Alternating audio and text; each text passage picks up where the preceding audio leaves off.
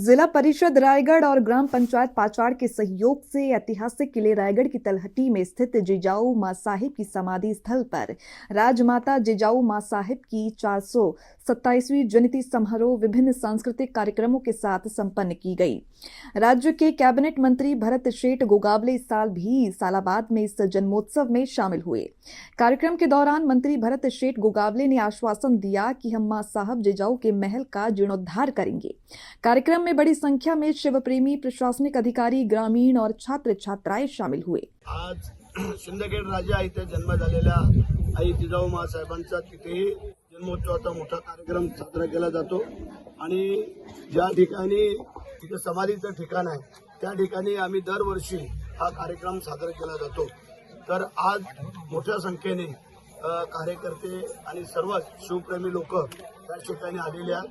चांगली बाब आहे, कारण निवडणुकीची धामधूम आहेच, परंतु आमचं कर्तव्य बनतं की ज्यांच्यामुळे आज आम्ही सुरक्षित स्थितीत आहोत त्यांच्यासाठी एक दिवस आणि काही वेळ आणि तो देण्याचं कर्तव्य आम्ही गेल्या अनेक वर्ष पार पाडतोय। की आज आम्ही त्या कर्तव्यारूपी सेवेला आम्ही हजर झालेलो आहोत। जिजामातांनी स्वराज्यासाठी महत्वाचं योगदान दिलेलं आहे। शिवाजी महाराजांनी जडणघडण केली, मात्र त्यांच्या वाड्याच्या दुरावस्था झालेली आहे, प्रचंड दुर्लक्ष होत आहे। यासाठी काय योजना आहे का? असं काय नाही आहे, तुमचं म्हणणं बरोबर आहे, परंतु पुरातन खात्याच्या अखत्यारीमध्ये येत असलेला हा किल्ला आणि हे सगळं पुरातन विभाग आता तो वरचं काम चालू आहे, ते काम झालं का आम्ही खालच्या कामाला सुरुवात करणार आहोत। आपलं म्हणणं अत्यंत योग्य आणि रास्त आहे आणि हे जिजाऊ माँसाहेबांचा वाडा हा पूर्ववत करण्याची जबाबदारी आमची आहे आणि ते आम्ही करून घेतो। शेठ, सध्या महापालिका निवडणुकांची रणधुमाळी सुरू आहे। गणेश नायकांनी शिवसेनेला मोठ्या प्रमाणात आव्हान दिलेलं आहे की महाराष्ट्राचं राजकारण बदलू शकतं का?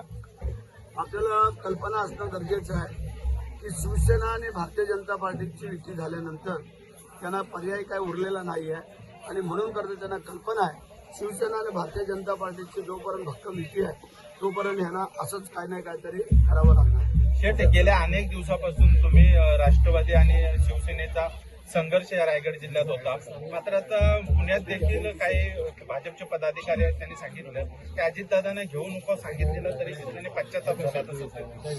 तो त्यांचा प्रश्न आहे, त्यावरती आम्ही काय भाष्य करणं योग्य वाटत नाही, पण असो, जे त्यांना काय पटलं वाटलं थोडं कदाचित उशिरा कळलं असेल, परंतु असो ते तरी खरं बोलले एवढं नाही।